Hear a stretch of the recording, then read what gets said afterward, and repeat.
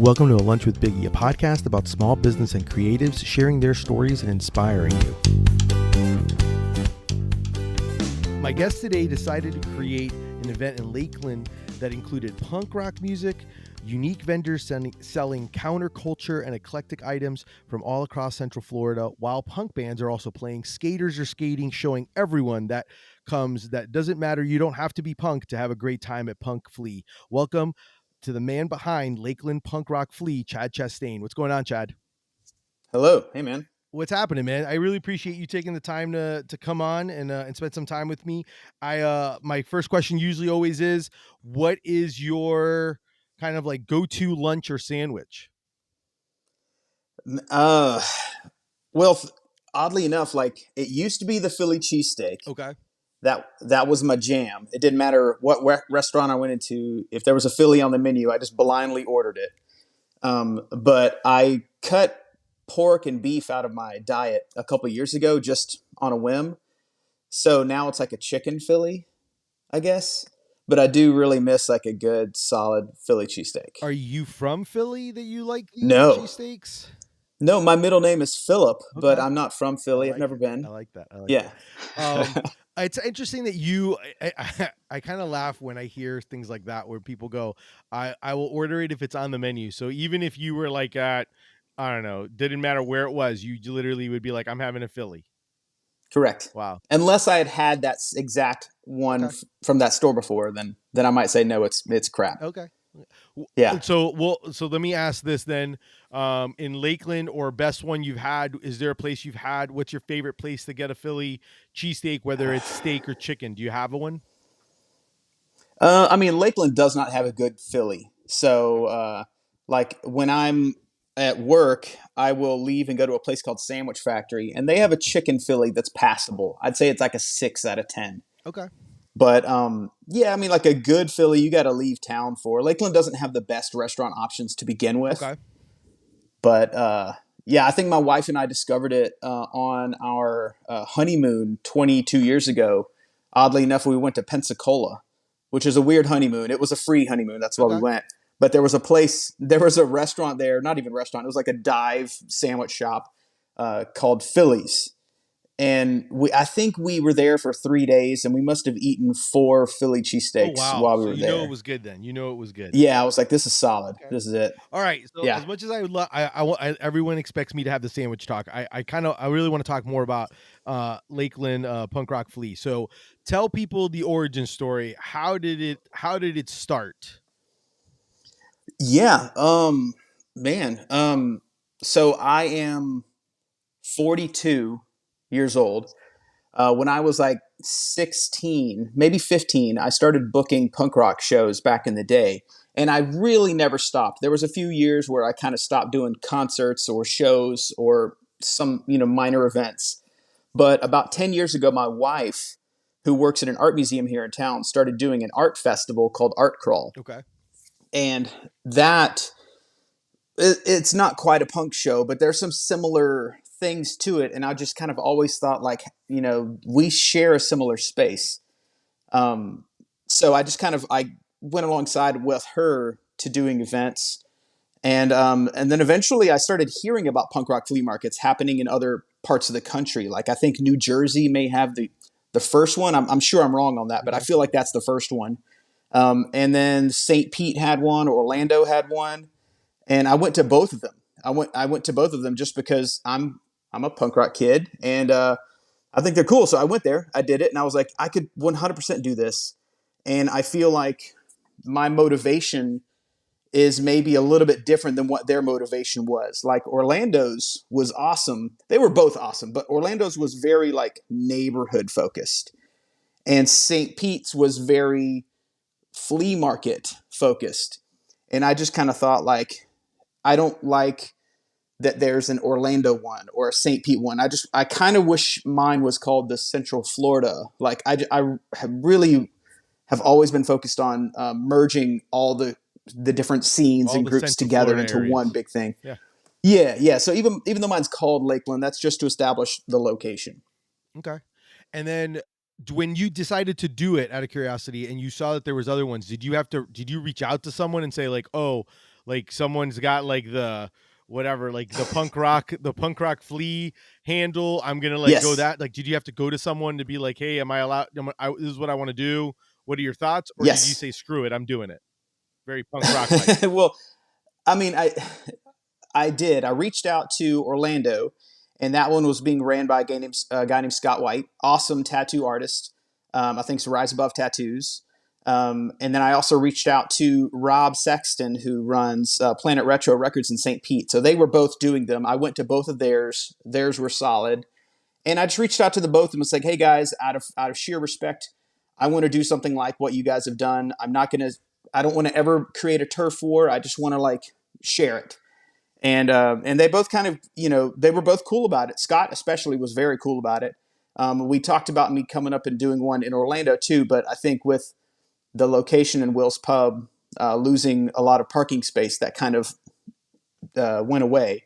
But yeah, I totally wanted to be respectful to my elders, not even elders, but my similar Yeah. people when doing it. But there was no like you have the .com or Yeah. anything like that where there's nothing legal. This is all just like, hey, dude, you cool with it? I'm cool with it. Yeah, let's be cool. I like it. No, I like that. Yeah. What and so then how did you get it involved? How did you get it? How did it get involved with Swan Brewing? Because I'm assuming like so you had the idea, right? I'm assuming you and your wife, you probably after you did like the art walk thing, you were like, I have this idea, I want to do this.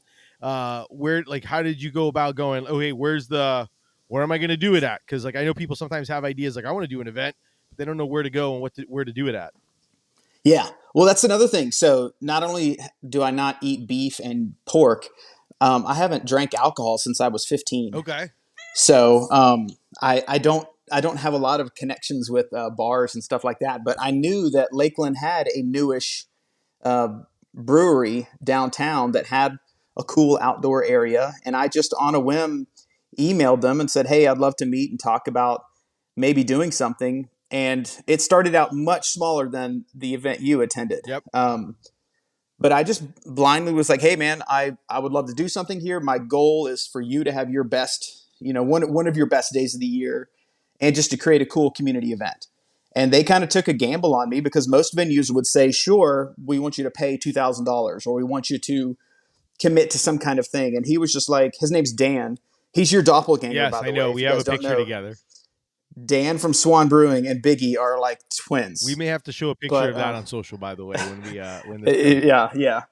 But he was just like, cool, man. Yeah, let's try something. He was eager to like create some kind of community events as well. They do events there all the time, but the punk rock flea market, I mean, very first one was massive, and it's just continued to get bigger every time. But I feel like the location is a huge element. Yeah, no, I think It's just a super it's a good. great spot. It's definitely a great spot. Yeah. One of the so and then how long? So when did you do the first one? So when was the first Lakeland Punk Rock Flea done? What was the? Do you know what year it was? It was 2019. Okay. I don't remember. I don't recall. I feel like it was March. I think we did two, and then COVID happened. So that was probably like March and September of 2019, and then COVID happened, and I had to postpone the third one because of that. But yeah, 2019. Okay. And then what so give me a little bit about I'm kind of always kind of curious because like so interesting part is you and I met I believe you and I met at Bandit Market. That was one of the markets that you Yes. had. And so I was kind of curious. So like I'm assuming you do you go to different markets to like recruit, scope, look at, or just as like obviously see other vending to shop, but like give me a little bit about that because I know that that's kind of how we met and you approached me. And I know that I kind of was even like, I'm like, I don't think my brand's punk rock, dude. I was like, what are you Yeah. talking Yeah. about? I was very honest with you because I'm like, I'm honored, but I was like, I don't know if it's going to be work for me, but trust me, I definitely am. I'm punk rock. I'm like, I love it. I'm like, I'm in now. I'm in for anything that you make, Chad. So that's the reason why, Yeah. but I kind of want to get a little bit of an idea of like, of that process of like when we met and like kind of like what your thought process is when you're selecting because you do something a little different than other events. Obviously people still have to say yes, I'm interested and pay and do all that, but there is a selection process of kind of like you have kind of like you hand select, I would say, who you think Yeah. would be a great vendor to have. So I'm always kind of curious on like what that selection process is, or what, and things like that, to maybe might help other businesses when to either be recruited or scouted, or maybe even just say, oh yeah, that's a great idea, I should do something like that.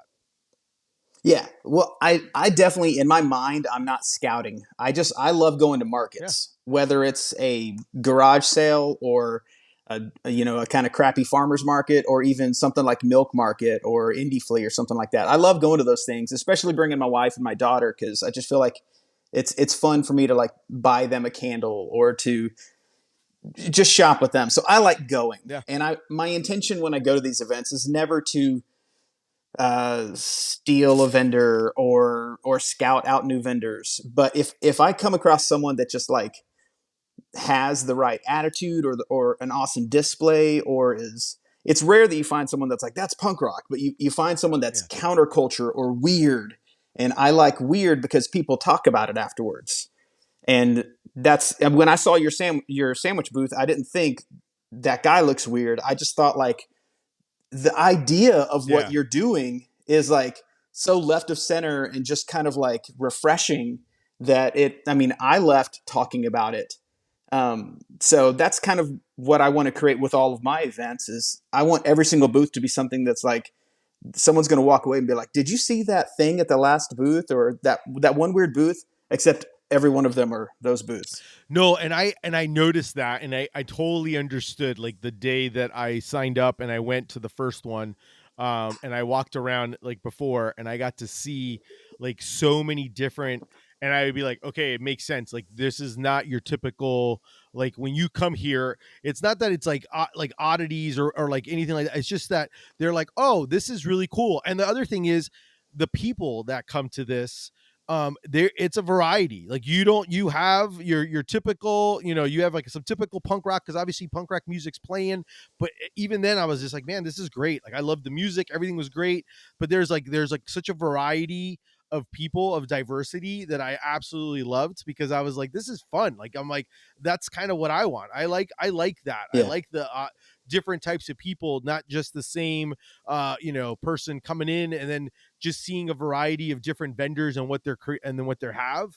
I mean, I appreciated the fact that you saw that, and that you invited me, because I was like, man, I'm like, this is really cool. I could see why people like this.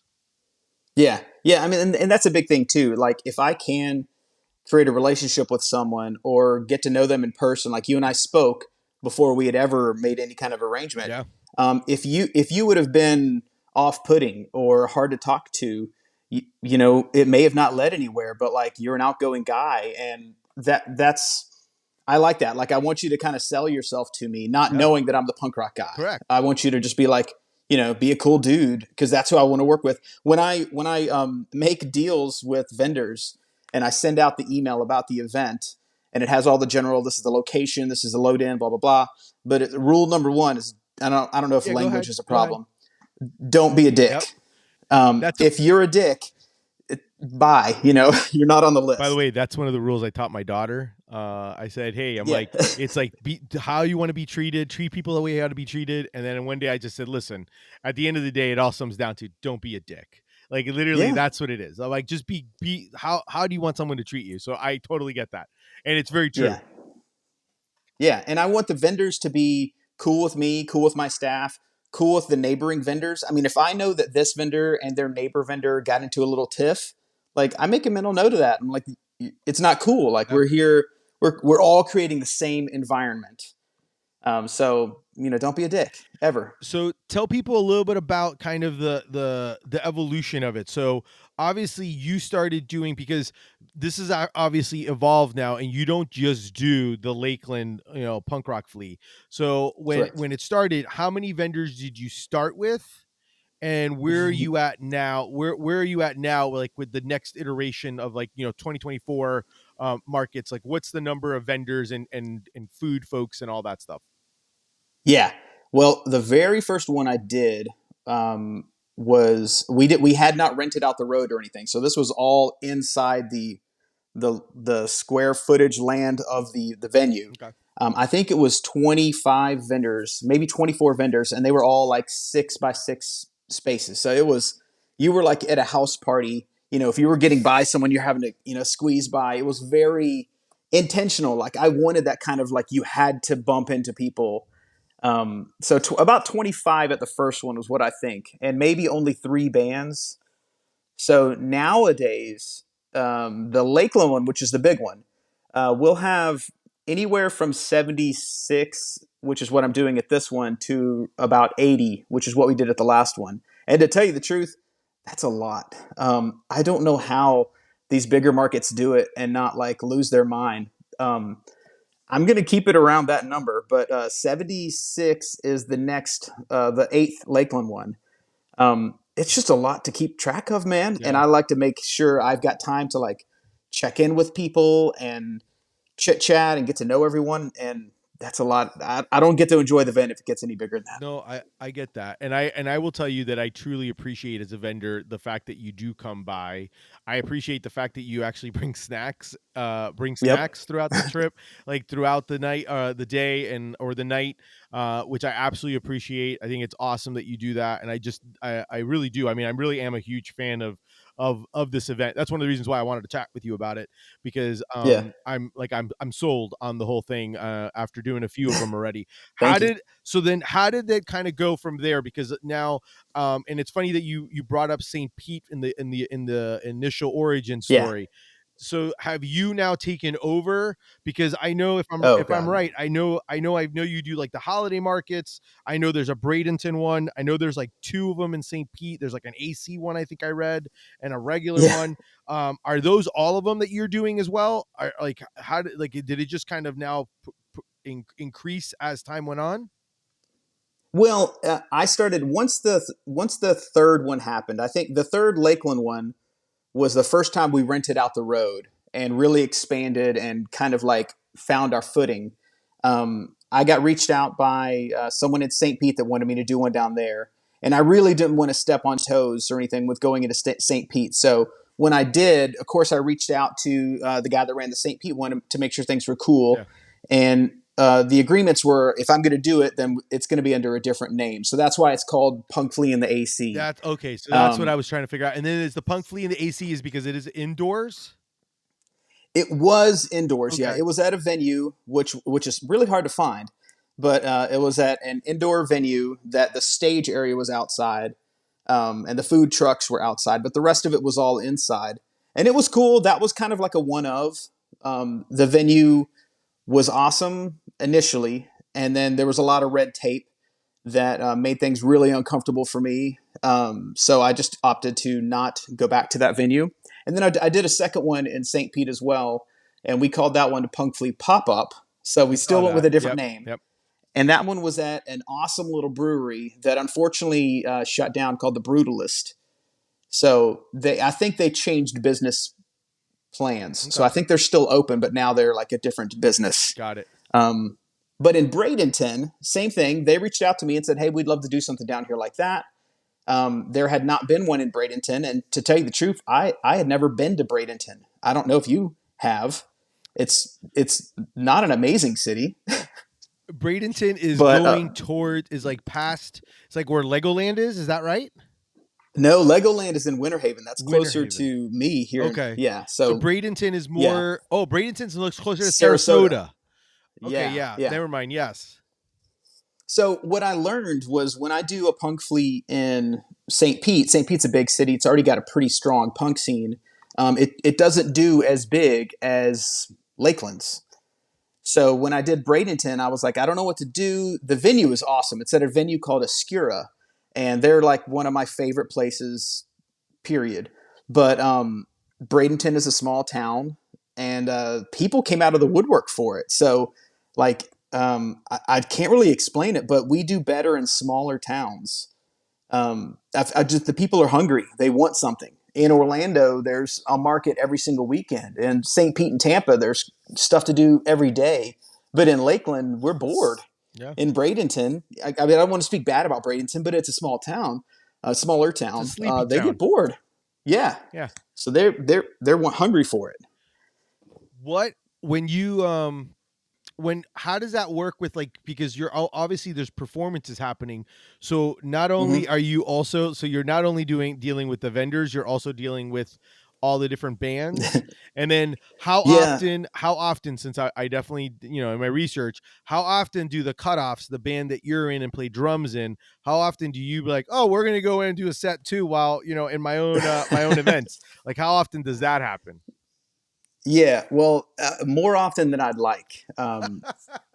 It's I love being in my band. I love playing shows, but to add a show into a massive market, it's a lot. Like I have to like I can't be a part of the band during this like only when I'm on stage. So it's a little bit of a different scenario for me as a musician. But we played one time in Bradenton and we've played twice in Lakeland. And one of those times was because a band backed out and we needed someone to fill in like a day or two later. So that was kind of a impromptu thing. But we're going to be playing the next one, and my band has promised me that they're going to help out to make sure it's not as stressful on me because it can get that way. Okay. But yeah, I like to always have bands present with what I do. I mean, it's in the freaking name. You can't do a punk rock flea market without punk. So there, and I try to when I book bands, I kind of do two things with booking bands. Is I try to pull bands from Orlando and Tampa Bay area every single time, and sometimes further. So like in March, let's see, I've got Melbourne, I've got Orlando. I'm gonna have St. Pete. In Bradenton, I'm gonna have Jacksonville. I'm gonna have Cape Coral. So I'm not trying to like just play bands from Lakeland. Number one, there's not enough bands in Yeah. Lakeland, but I'm trying to like merge the communities every single time. So I want to book bands north of us and south of us and east of us and west of us if possible.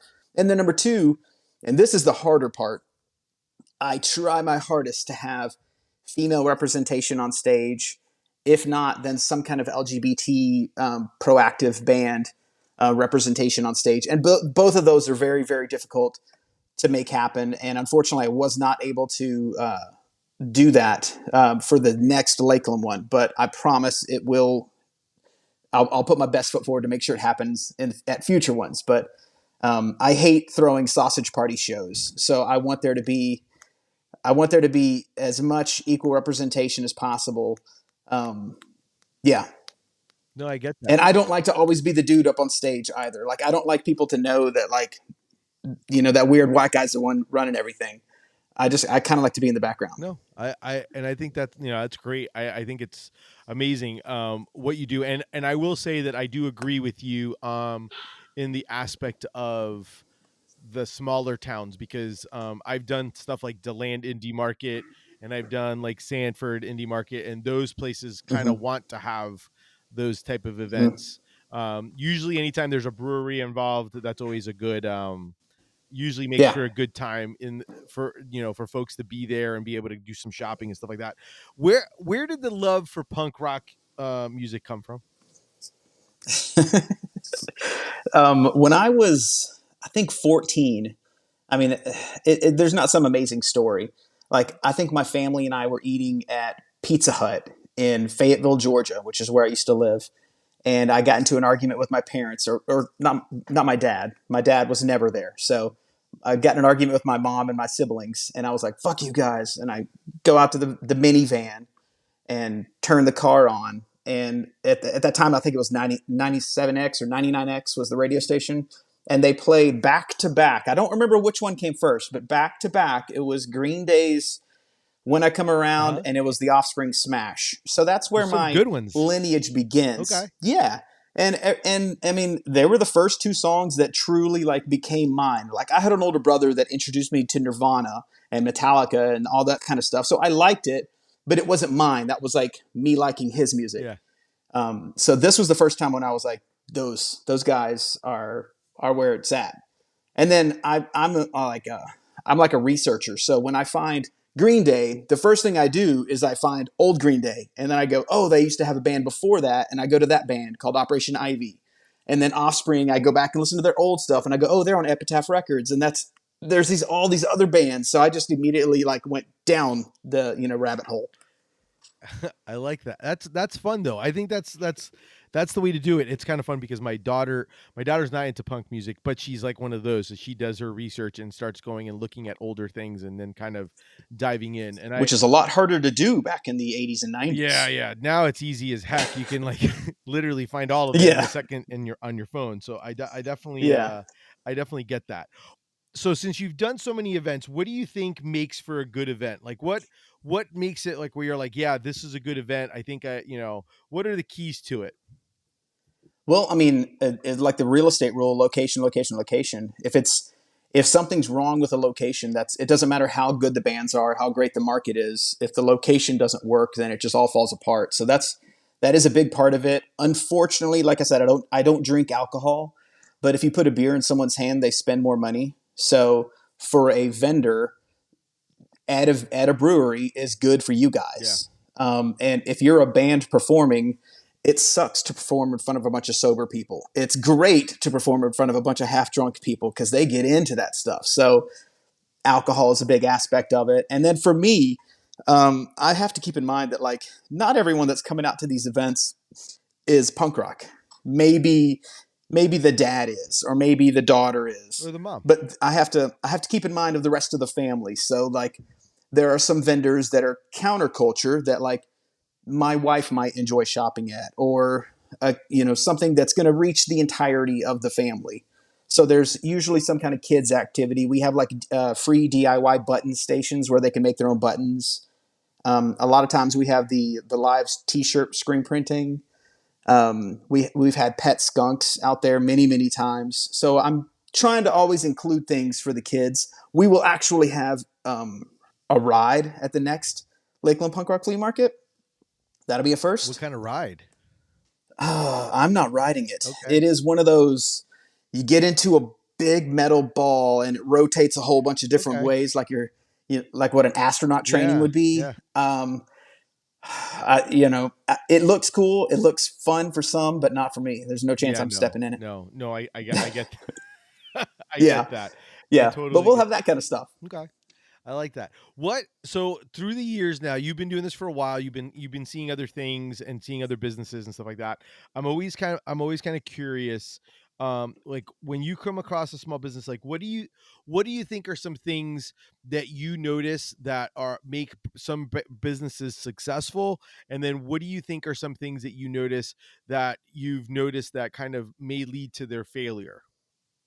Yeah. Well, if I mean most of the vendors that I come across, I stumble across online. So if they have a inactive online status, I am not interested in them at all. Yeah. If they're really active, then yeah, that's good. That's just good business.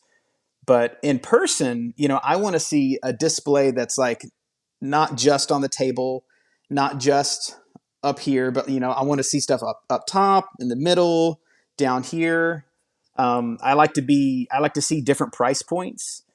So I don't want a bunch of everything's $35 or everything's $5. I like it to be kind of we can vary different Yeah. things.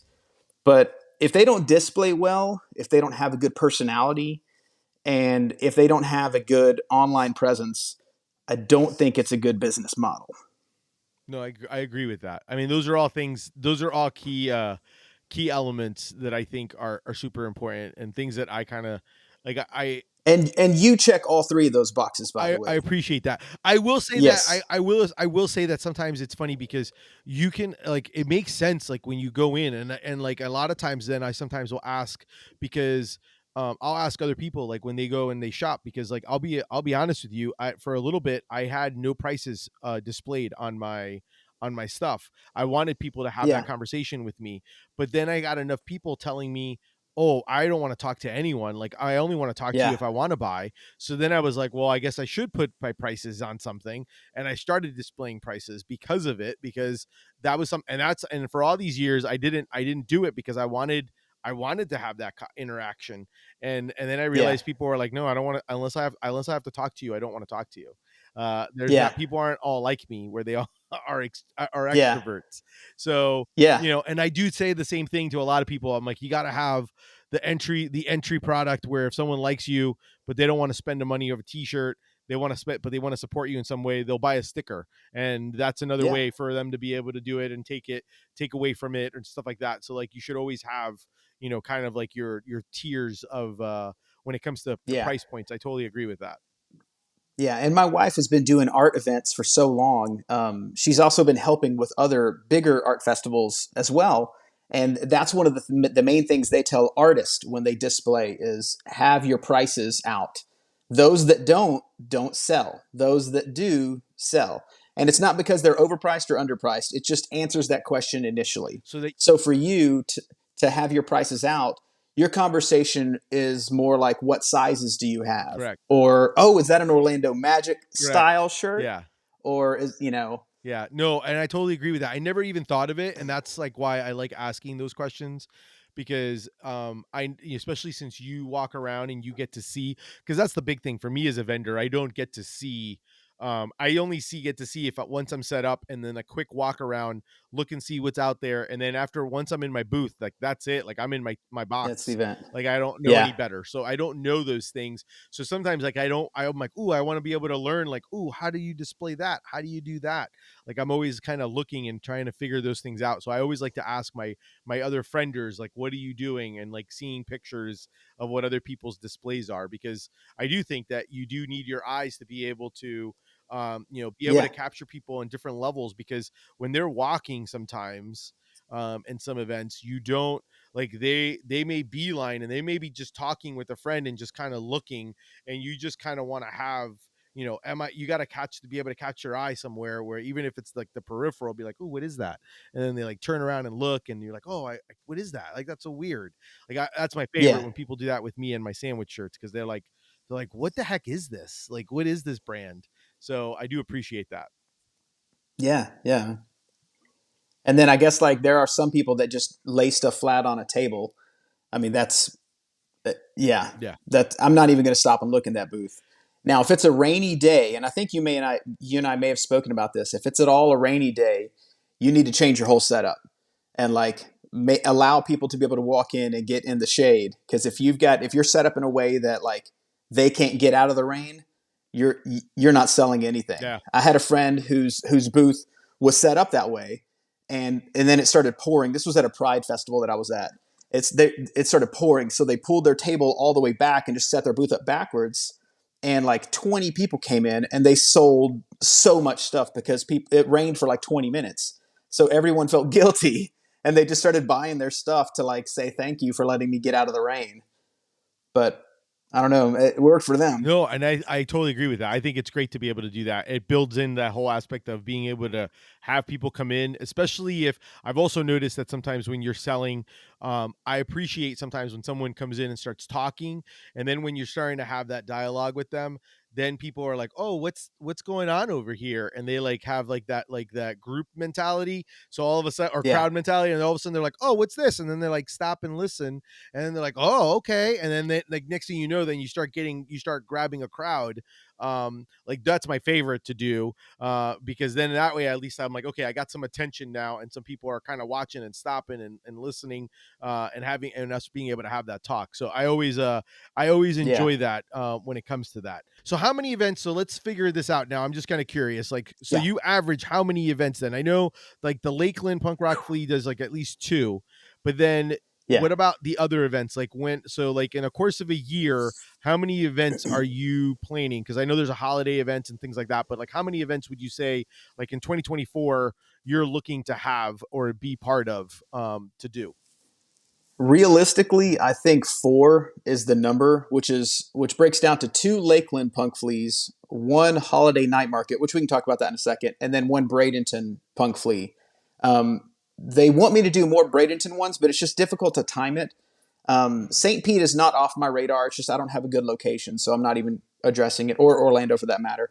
But last year I did six, and that was a big year. It was a lot of work and very little payoff for me. This Okay. is not a job. This is like a passion project. Okay. If you've ever been in a punk rock band, you know we don't make money from what we do. But last year was a lot of work. So four is really the number I'm going to aim at.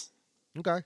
I like that. And then I know like the way the holiday markets work, It's kind of like a mix, which I think is very interesting. Did the city basically comes to you guys, and Yeah. basically because I know there's other Lakeland events. And then Hmm. with that being said, before we do the holiday market, I'm kind of curious, like with other Lakeland events happening, do you have not like a turf war because obviously they do it in different places, but do you have like, or is there like a conversation so that way, because obviously you're not then competing with vendors, competing with dates, and there's like a certain time frame, like how does that kind of work? Because I know that kind of happens sometimes in Orlando and other locations that Yeah. have a lot of markets. Yeah. Well, in Lakeland, I'm buddies with all the people that do markets. So Julie does the farmers market and the First Friday market. Stephanie does the Buena markets. In Winter Haven, Lindsay and Chris and Amy do the bandit markets. So those guys are all they're all buds. So we just kind of like follow each other, and we know that, oh, this happens around this time, and I always promote mine like way in advance, so Which I love. you can see what the dates are. But I did make the mistake when I did the last Bradenton one, where I had checked around like what events were happening around those times, because when I commit to a date, I commit 6 months in advance. But I had basically checked around and didn't think to check Sarasota and to check St. Pete. So on the day of my Bradenton market was happened to be the same day as the Atomic Bazaar, which was in St. Pete, or excuse me, in Sarasota, Yep.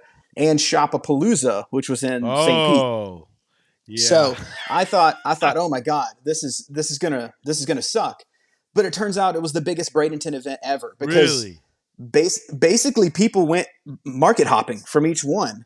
And they were like, Shopapalooza is this market, Atomic is that market, and the Punk Flea is in its own weirdness. So it didn't hurt us. We did have bad weather that day, but it wasn't as bad as what I thought. It was turned out to be great. I love it, man. But yeah, I try to be respectful. I don't ever want to step on other people's events' toes. But here in Lakeland, we all know each other's schedules, or roughly schedules.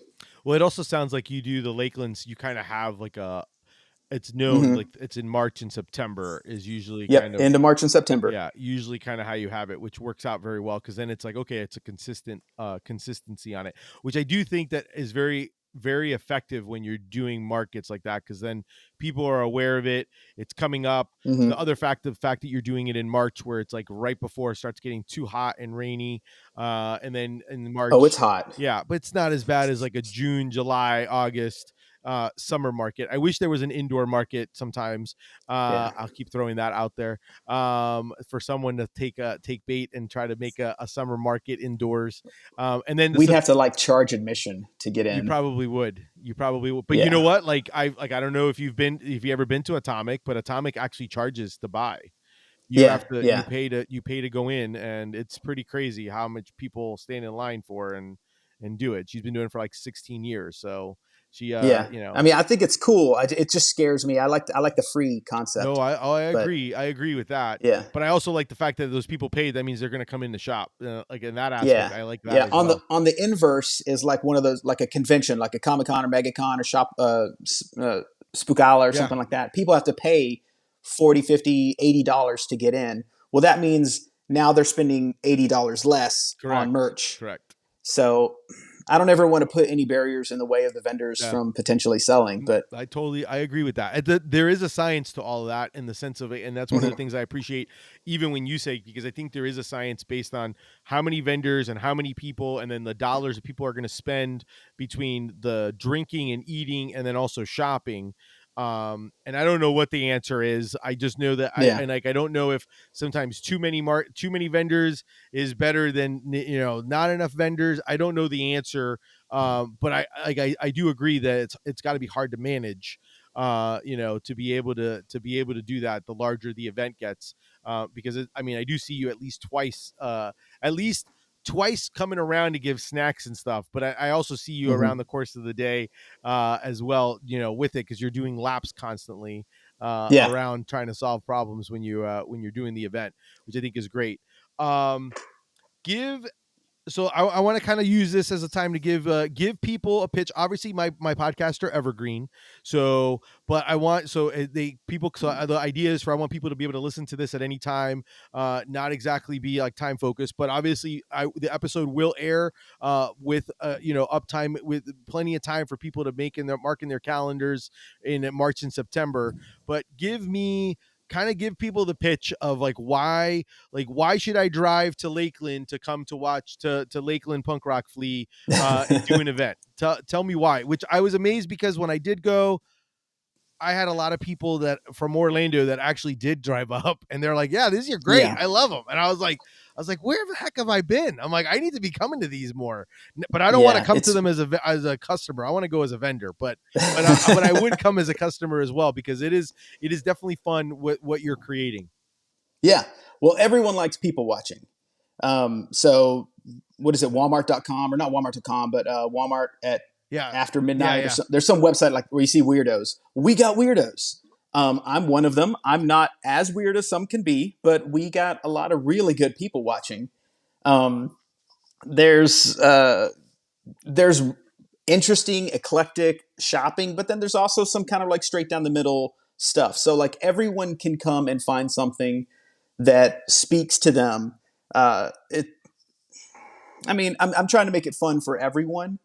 My daughter loves it. All of her friends love it. She's turning 13 tomorrow, so it's perfect in her wheelhouse. My son is not into punk rock at all, but he and his girlfriend met up and they just walked around the event, and it was I don't think they bought anything, but it was still like a fun, eclectic, Yeah. experience to do. My mother-in-law is in her 70s, and she came and she has a great time at it. It does get a little hot because it March and September. It doesn't matter what. It's Florida. It's Florida. hot, but it's just excellent. The live music, the interactive activities that you can do.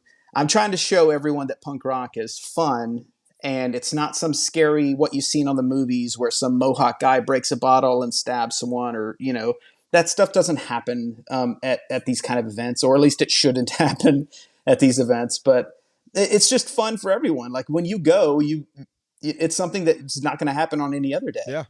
No, I love it, and I think that you really do take the time to find different vendors and different businesses that Hmm. exactly what we kind of said, like counterculture, eclectic, things like things that you don't usually see, like that are handmade artwork. There's like the fact that you have like actually like, hey, skaters, here's an area for you to skate.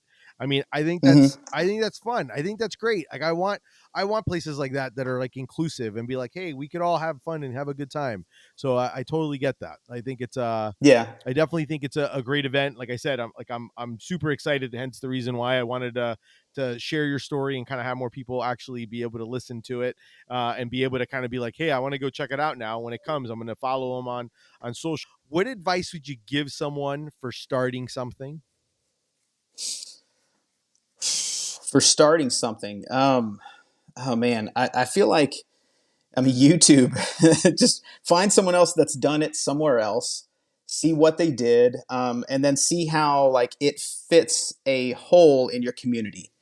So like, don't just copy what someone else is doing, but like be aware of what your business or market or community or even bands like. Try to find what's not currently being done or that you would like to see again, and then just create that. So don't go out there and recreate the same wheel, but like find a problem or some kind of issue that like I like my big focus is I want to connect all the communities. So Lakeland has a bad reputation of being hillbilly. It's not, but when I first moved to Florida, we had a Hooters in North Lakeland, right on I-4, and that's what everyone saw when they drove through. So Lakeland was connected to that Yeah. for people that never stopped here. Like it was a joke. But I'm trying to create Orlando and St. Pete and Tampa and even a little outside and just merge everything. So find a way to solve a problem or fill a hole with what you're doing. So if you want to make t-shirts, don't just make your streetwear t-shirt. Find something that like elevates your personality, or like what you do is like, I mean, I love the stuff that you do because it's so like, it is just a t-shirt, but it's also like hilarious. And it like when someone sees someone wearing one of your shirts, they know that dude's really into those sandwiches, or, hey, I also like the, it just, Yeah. it connects people. Yeah. So No, I love the idea of the connection. I think it's yeah, super important. And I totally agree with that in the sense that if you're going to do it, find your spin on it. How are you going to make it different? What's going to make it different? I think that's always kind of the hard one. And I do agree with the YouTube aspect of it. Like I research, like I have a clothing brand. I'm yeah, constantly watching other clothing brands tell me like how they do things. And I'm just like, even just for like a check the box going, oh yeah, I do yeah, those things. Yeah, I do those things. Or, oh, I haven't done yeah, that. So things yeah. like There's that. tips and tricks. Yeah. Yeah, I'm always down for tips and tricks. I always wanted some tips and yeah. tricks. Where can people follow and check out Punk Rock Flea and get more information? What's the socials and all that stuff? Obviously, all these things are going to be on the show notes, but where can they find it if they're while they're listening on this and they're like scrolling on their Instagram? How can they follow you guys? Yeah, we have a .com. It's lakelandpunkflea.com. It's just essentially a landing page, but Facebook, Instagram is just Lakeland Punk Flea, and unfortunately, that's the same thing for the Bradenton one. It's where we do everything from. So you can message me directly from that. You can email me. That emails on all those things too. I prefer Instagram or even a Facebook message first, because right there I can click on your profile and go in and see what, like if you wanted to vend, that I can go and look at your stuff. And if you send me a message from your personal page and you say, hey, I want to be a vendor, well, I'm just going to be responding back with a series of questions that you should have answered from your business page. Yeah, So I hate that. I don't like it from, your personal I page. like that. No, that makes sense. That makes sense because at the end of Yeah. the day, like that's the It page. happens every day. Really?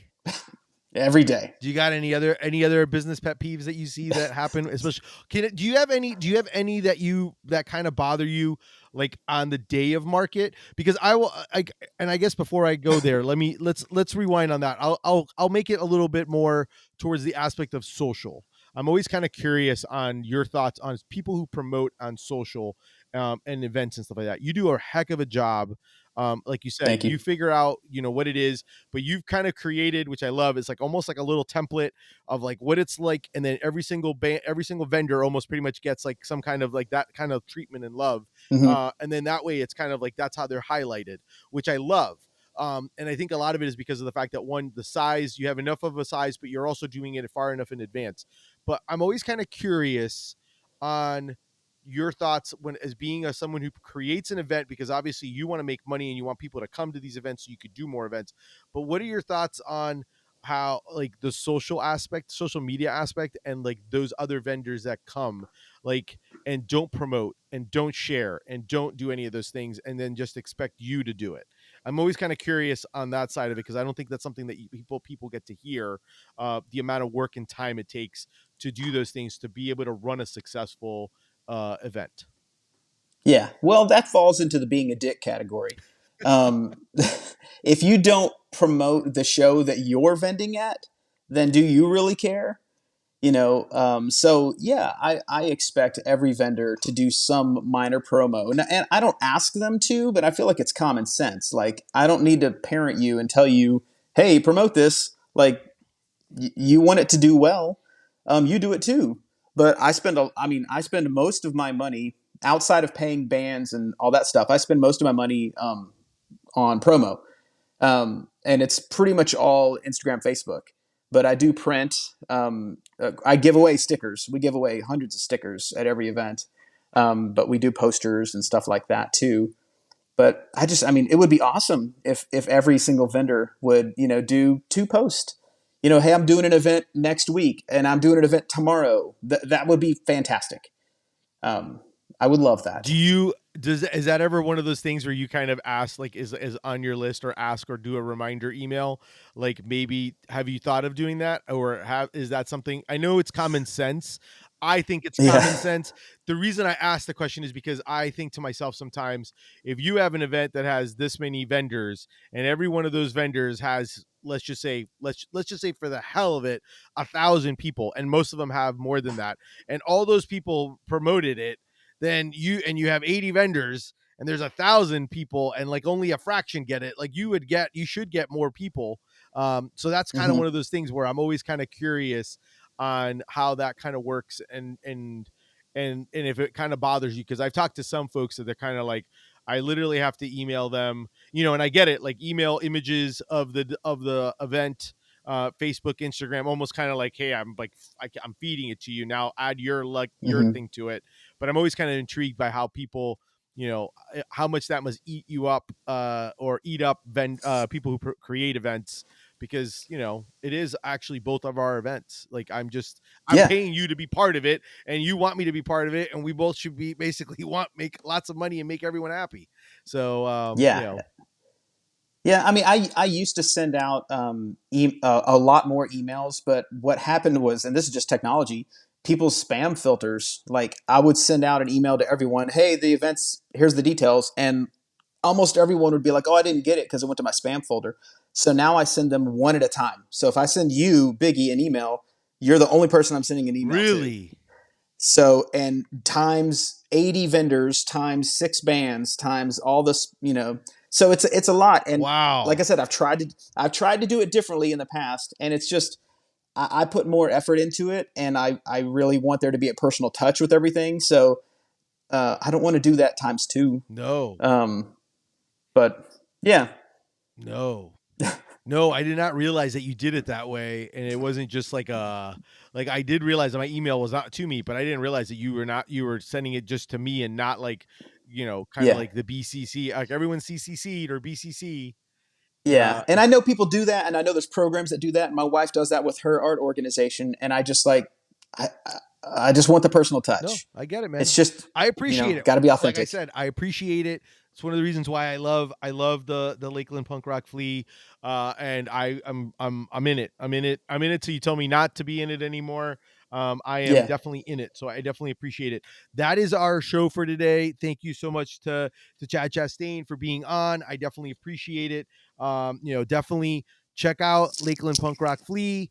Go online, find it. Look them up, take a look, see all the different vendors, all the different things. Definitely music is entertaining, the food, good beer at Swan Brewing. Oh yeah. It's definitely a great situation. I definitely think it's a great time to check out. If definitely check them out, follow them.